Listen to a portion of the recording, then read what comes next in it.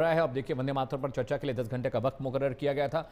कांग्रेस पर निशाना प्रधानमंत्री नरेंद्र मोदी के साथ है। प्रतिक्रियाएं भी जल्द आएंगी, वो भी आपको दिखाएंगे। अगली खबर का रुख करते हैं। जी हां, इंडिगो को लेकर जो बवाल अब खड़ा हुआ है वो थमने का नाम नहीं ले रहा है। सुप्रीम कोर्ट तक ये मामला पहुंचा और सुप्रीम कोर्ट ने इस मामले पर सुनवाई से इनकार कर दिया। उन्होंने कहा कि गंभीर मामला है, लाखों लोग फंसे हुए हैं। चीफ जस्टिस ऑफ इंडिया ने इस पर अपनी प्रतिक्रिया दी। उन्होंने कहा कि सरकार मामले को देख रही है, उन्हें संभालने दीजिए। सुप्रीम कोर्ट अब एयरलाइंस नहीं चलाएगी।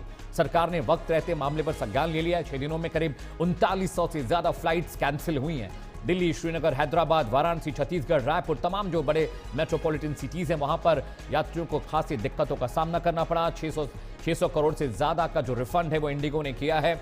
और एफडीटीएल नॉर्म को लेकर ये पूरा बखेड़ा खड़ा हुआ था। डीजीसीए लगातार इस पूरे मामले को मॉनिटर कर रही। 250 से ज्यादा फ्लाइट्स आज भी कैंसिल हुई हैं और लोकसभा में भी इस मुद्दे पर चर्चा हुई। इस मुद्दे पर वहां भी बहस हुई है। कांग्रेस सांसद गौरव गोगोई ने यह मुद्दा उठाया तो उन्होंने कहा कि यात्रियों की परेशानी पर सरकार को जवाब देना चाहिए। सरकार इस बात को गंभीरता से नहीं ले रही है। बीते एक हफ्ते से लगातार इंडिगो फ्लाइट्स के कैंसिलेशन, उनके डिप्लॉयमेंट, साथ ही साथ जिस तरह से यात्रियों को फंसाकर इंडिगो ने रखा, ना तो उनके पैसे रिफंड किए, ना तो उनका लगेज उन्हें वापस किया गया। हजारों की तादाद में देश भर के मुख्तलिफ इलाकों में जो एयरपोर्ट थे वहां पर यात्री फंसे रहे, वहां पर उन्हें परेशानी का सामना करना पड़ा। अमित मिश्रा ज्यादा जानकारी के साथ न्यूज़ रूम से मेरे कॉलीग जुड़ रहे हैं। अमित, मुश्किलें यात्रियों के लिए है, लेकिन सरकार का ढीला रवैया भी इसके लिए जिम्मेदार है। सुप्रीम कोर्ट ने तो पल्ला झाड़ लिया, लेकिन सरकार या डीजीसीए को इस पर सख्ती से कार्रवाई करनी चाहिए थी। यात्री परेशान है, हैरान है, सामान तक वापस नहीं मिल पाया अभी तक। Amit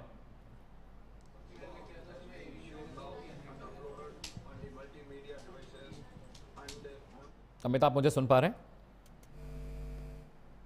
Amit, can you hear me?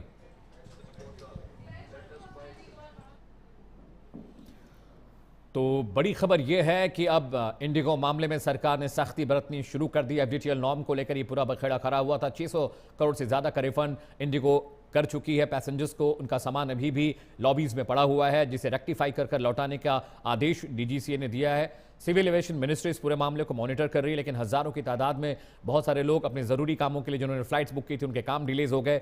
बहुत सारे लोग इलाज के लिए दूसरे शहरों में जा रहे थे, दूसरे प्रदेशों में जा रहे थे, वहां पर दिक्कतें हुई। ग्राउंड स्टाफ उनका ठीक से काम नहीं कर रहा है। इंडिगो ने ये रिप्लाई किया था, एक नोटिस समन किया गया है सीईओ को इंडिगो के, और 24 घंटे के भीतर उन्हें जवाब देने के लिए कहा गया था, लेकिन अभी तक इंडिगो की ओर से कोई ऑफिशियल बयान नहीं आया है। परेशानी लगातार बढ़ती जा रही है। आज भी बहुत सारी फ्लाइट कैंसिल हुई हैं। अमित मिश्रा मेरे से फिर से मेरे साथ जुड़े। अमित, आप मुझे सुन पा रहे हैं?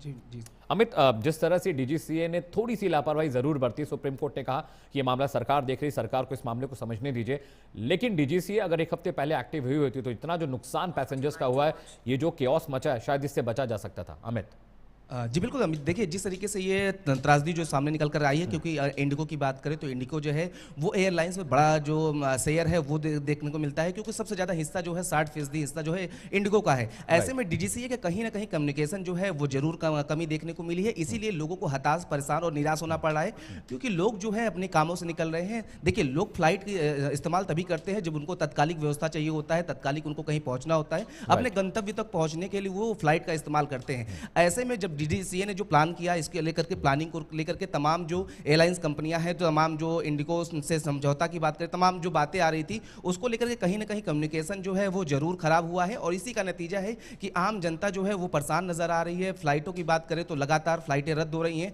आज की अगर बात कर ले हम दिल्ली की बात करें तो 137 फ्लाइट जो है आज भी रद्द हुई हैं, और लगातार लोग अपने सामानों को लेकर परेशान है, क्योंकि लोग जो है वो अगर फ्लाइट से किसी तरीके से पहुंच जा रहे हैं तो उनके सामान जो है वो उनको नहीं मिल पा रहे हैं, तो तमाम दिक्कतें आ रही हैं। लेकिन इसको लेकर के सुप्रीम कोर्ट में एक याचिका दाखिल की गई थी, जिसमें साफ कहा गया था कि लोग जो है परेशान हो रहे हैं, इस पे सुप्रीम कोर्ट जो है वो हस्तक्षेप करे। लेकिन सुप्रीम कोर्ट ने हस्तक्षेप करने से मना कर दिया है। सुप्रीम कोर्ट ने कहा है कि लोग परेशान है, चिंता है, लेकिन साफ तौर पे जिस तरीके से सरकार काम कर रही है और जिस तरीके से डीजीसीए ने नोटिस जो है वो दिया है और उस पर लेकर के लोगों को सहूलियत हो, इसको लेकर काम किया जा रहा है, तो उस पर सरकार जो है काम करेगी। हम कोई एयरलाइंस नहीं चला सकते, सुप्रीम कोर्ट ने ये साफ तौर पे कहा है। Thank you so much Amit for those detail from news room. तो मेरे कलीग अमित बता रहे थे, जानकारी दे रहे थे किस तरह से इंडिगो को लेकर अब सरकार भी सख्त है और सुप्रीम कोर्ट ने भी सुनवाई से